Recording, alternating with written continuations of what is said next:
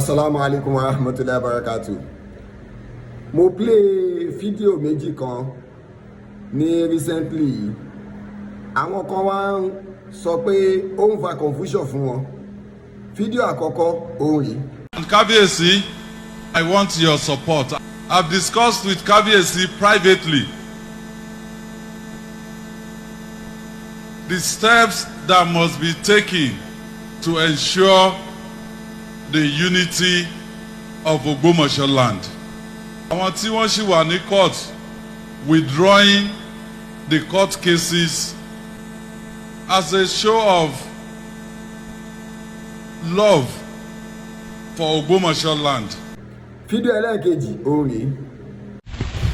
Mo fẹ́ ṣe àdúrà fún His Excellency Governor Seyi Makinde, the Executive Governor of Oyo State. Mo fẹ́ mọ̀ kí wọn lónìí púpọ̀ nítorí ẹni tó pọ̀ tí wọ́n ń ṣe, ṣùgbọ́n specifically nítorí àdúrótì tó dáa gan tí wọ́n dúró ti ọ́fíìsì ìmáàmù àgbà ilẹ̀ Ògbómọ̀ṣọ́. A gbọ́dọ̀ sọ bẹ́ẹ̀ káyé mọ̀, èèyàn ò gbọ́dọ̀ fojú olóore gbógi. Ṣé rí gómìnà ṣe dáadáa pẹ̀lú wa gan o, wọ́n ṣe dáadáa pẹ̀lú wa gan. Yorùbá sì sọ pé yínníyínní kẹ́ni ó lè ṣe mí. Ṣé rí bá a bá yọwọ́ gómìnà kúrò lórí ọ̀rọ̀ àga ọ́fíìsì mi, tá a bá yọwọ́ gómìnà kúrò ń bẹ̀, ó ṣeé ṣe kó mi kó ti ti ẹ̀yìn wọ̀gbìn lẹ́nu. Àwọn èèyàn wà ní Kábísọ̀rọ̀ kí ni mí ní fídíò méjèèjì tó play yìí. Mo wá rẹ́rìn, mo wá sọ fún wọn pé ọ̀rọ̀ ń bọ̀ lórí ẹ̀. Ṣé rí fídíò méjèèjì tí mo play yẹn, mo kàn fẹ́ kí n drive nǹkan kan out ni. Ẹnìkan ló pè mí but ó bẹ̀ mí pé kí n má play voice òun. Kí ni tẹ́ni yẹn pè mí fún? Ẹni yẹn pè mí, ó wá bẹ̀rẹ̀ sí ní sọ ọ̀rọ̀ lóríṣiríṣi ọ̀rọ̀ pé Kábísọ̀rọ̀ tí ó bá ń ṣe ti gómìnà ni, ṣé wọ́n ti ní yọ ìmáàmù ni, ṣé wọ́n ti ní ṣe kíní kan ni, ṣèbí gómìnà ló wà lẹ́yìn ẹ̀ kíní kan. Wọ́n rò pé ẹ má máa jẹ́ aṣàbòsí. Àkọ́kọ́ ọ̀tọ̀ọ̀tọ̀ pé gómìnà wa wọn ń ṣe mùsùlùmí lẹ́tún ṣàbòsí. Tó bá wá jẹ́ mùsùlùmí ńkọ́, ẹ fẹ́ lè sọ pé ilé gómìnà gangan ni ìmáàmù ń gbé. Mo wá sọ fẹ́ nìyẹn wípé gómìnà wọn ò fẹ́ kí ìlú ó bàjẹ́ nígbà kankan ni o. Pé déédéé bí wọ́n ti dúró ti ìmáàmù yìí ni wọ́n dúró ti bàbá wa Kábíyèsí náà. Òun ló bí fídíò tí mo gbé wá yẹn. Ẹ rí pé nígbà tí bàbá wa Kábíyèsí tí wọ́n jẹ oyè, ẹ rí pé àwọn kan gang up jọ pé bàbá wa Kábíyèsí àwọn kan tẹ̀ ní wọ́n ń ṣọmọlé, àwọn kan ní kinní kan, oníkálukú ṣáà ń sọ fídíò náà rí. Gandhi ìjọba wa His Excellency Governor Seyi Makinde, a mọ̀ yí pé ọ̀jọ̀gbọ́n tí orí rẹ̀ pé gbà níyìn. Ẹ bá wa gbìyànjú ibi tí ẹ ní sùúrù fún wa dé, ó kù díẹ̀ káàtó. Ẹ̀yin lẹ ní kí ká ní sùúrù kí ẹjọ́ wo fi parí ní court. Ọ̀rọ̀ wà nílé ẹjọ́, at least ẹ tiẹ̀ ṣì máa dúró de outcome àwọn litigations tá a file nílé ẹjọ́. So contempt of court pátápátá gba institution ni governor. Gbèsè tẹ gbé fún wa yìí kò tẹ́ wa lọ́rùn. Afọlábí Gandhi tó ń pera rẹ̀ ọlọ́mọ Ọláoyè, ẹnìkan kò mọ̀ nínú ìdílé wa.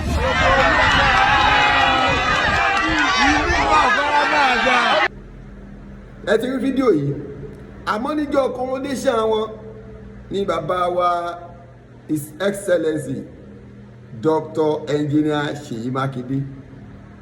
Wọ́n wá sọ wípé gbogbo wọn tó bá fẹ́ bá ọba jà, èmi ló fẹ́ bá jà. Withdrawing the court cases as a show of love for Ogbomọṣọ land. So the people fighting they should stop forthwith. But tí wọn ò bá dákẹ́, tí wọn ò dá nǹkan tí wọ́n ń ṣe dúró, me as the executive governor of Oyo State a jọ wà nínú ìjà yẹn ni, and I will fight. Èyí sì fìyà jẹ ọ́, kíní yẹn ló dá everything down tí ò fi sí wàhálà. Gbogbo wọn tí wọ́n sọ pé àwọn fẹ́ lọ kọ́ọ̀tù tó fẹ́ lọ kọ́ọ̀tù ọ̀pọ̀ ńgbà náà oníkálukú wọn wá withdraw. Ìyí tó wá jẹ́ kí n gbé fídíò yẹn jáde kò ju pé nígbà tẹ́ni yẹn wá sọ yẹn mo wá ṣàlàyé pé wá ní kémi proof ẹ̀ kí n proof ibo ni gómìnà ti sọ bẹ́ẹ̀ ló gbó mi tí mo fi gbé fídíò yẹn jáde. Mo wá sọ fẹ́ni yẹn lórí call pé now tó bá já pé bí bàbá wa kábíyèsí ṣe lélẹ́yìí wàhálà kò ní sí wàhálà rárá. Mo ní torí wípé Imam Ogbomọṣọ wọ́n ṣàdúrà fún ẹnjìníà Seyi Makinde tí wọ́n jẹ́ gómìnà wa His Excellency, òun ló jẹ́ kí ẹ máa rí pé ẹ̀yin gómìnà wọ́n wà lẹ́yìn Imam ní irọ́ wọ́n wà lẹ́yìn gbogbo ìlú. Kíní yẹn mo fẹ́ ká mú kúrò pé kì í ṣe pé gómìnà wà lẹ́yìn Imam ní ni ò ṣe jẹ́ kí kíní kan ṣẹlẹ̀, irọ́ wọ́n wà lẹ́yìn gbogbo ìlú. Ìyẹn gangan ló yẹ kí bàbá wa kábíyèsí Ògúnmọ̀gẹ̀gẹ̀ wàhálà tó bá jẹun tí wọ́n ṣe nìyẹn kò ní kódà anybody ò ní gbọ́ anything. Kọ́wọn náà kọ́ ṣe bí bàbá wa Seyi Makinde ṣe pé gbogbo ohun tẹ́ bá fẹ́ fà ó ẹ jẹ́ kó die down. Ohun tọ́wọn bàbá mi ti ṣe ni mi lè dàrú kò jù bẹ́ẹ̀ lọ. Tẹ́ bá wá rí pé kò tẹ́ yín lọ́rùn ẹgbà kóòtù lọ tó bá yẹ pé ọ̀rọ̀ yẹn ti wù níbẹ̀ láti ilẹ̀ ó ṣeé ṣe kí wàhálà yìí má dé. Ìgbà tí mo wá sọ fẹ́ nìyẹn ààrẹ nìyẹn wá balẹ̀.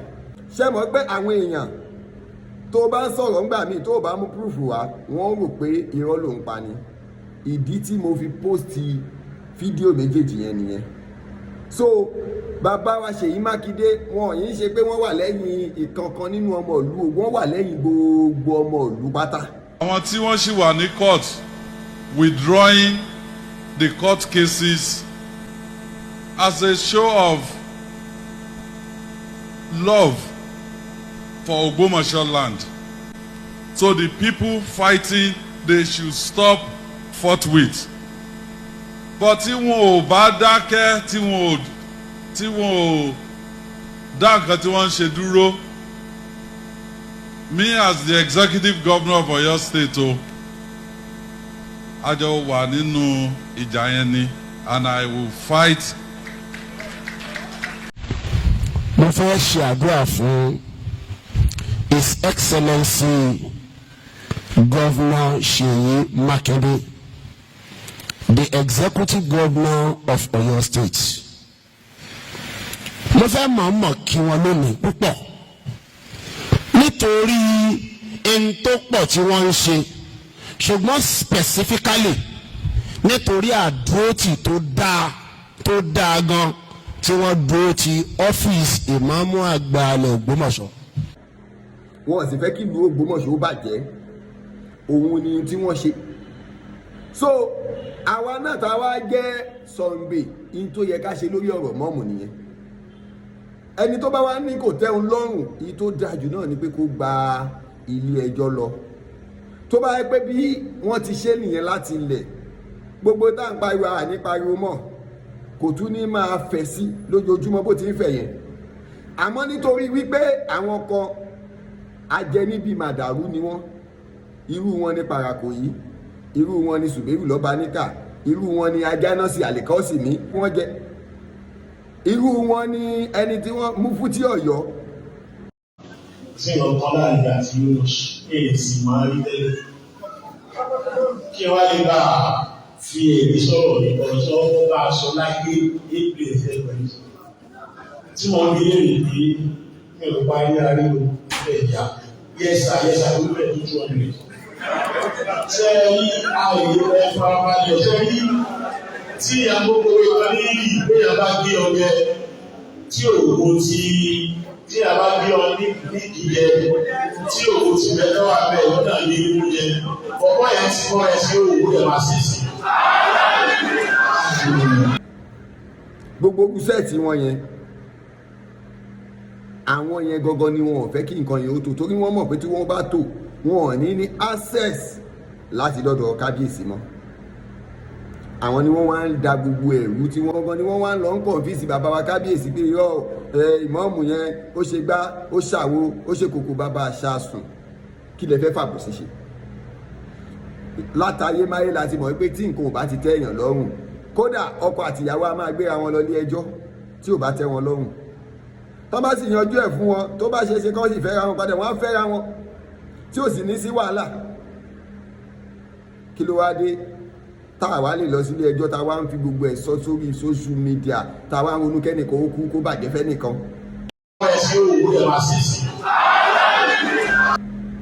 so gbogbo ẹ̀yin tẹ́ ẹ̀ ń táàgì mi tẹ́ ẹ̀ ń pè mí mo rò pé àlàyé lórí fídíò yẹn ni mo ti ṣe yẹn kò sí nǹkan kan kò sí confusion kankan bàbá wa Seyi Makinde bọ́ ṣe sọ́pọ́ọ̀tì bàbá wa kábíyèsí ọba Gẹ́ńjì Òrùmọgẹ̀gẹ̀ kábíyèsí lórí ọ̀rọ̀ wọn fámìlì wọn bẹ́ẹ̀ náà ni wọ́n sọ́pọ́ọ̀tì mọ́mù Ògbómọ̀ṣọ́ lórí ọ̀rọ̀ wọn fámìlì wọn so kò sí pé bóyá wọ́n sọ́pọ́ọ̀tì ẹnìkan wọ́n sọ́pọ́ọ̀tì ẹnìkan pẹ̀lú wọ́n tó pè mí tí kì í bá ń ṣe pé o ti sọ pé kí n jọ nítorí ìtọ́lọ́hún kí n má play voice yẹ òwò náà mọ̀ pé èmi máa ń ní evidences ni màá sì play ẹ̀gbà fáyé káyé kórí so kọ́lọ́hún kó jọ kó má ṣàlàyé gbàdúrà wa kọ́lọ́ má ṣàlàyé dúró tiwa kó wà pẹ̀lú wa ọlọ́lá ilaha illallah salamu alaykum.